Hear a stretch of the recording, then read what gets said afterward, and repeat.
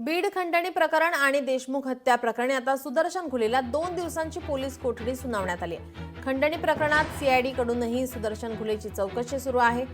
सरपंच संतोष देशमुख हत्या प्रकरणात न्यायालयीन कोठडीत असलेल्या सुदर्शन घुलेला खंडणी प्रकरणात केज न्यायालयात हजर करण्यात आलं।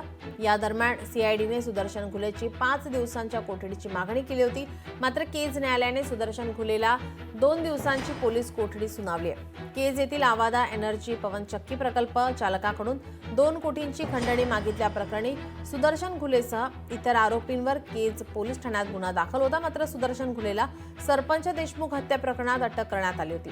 आता खंडणी प्रकरणात देखील सीआयडी कडून सुदर्शन घुलेची चौकशी आणि तपास केला जातोय।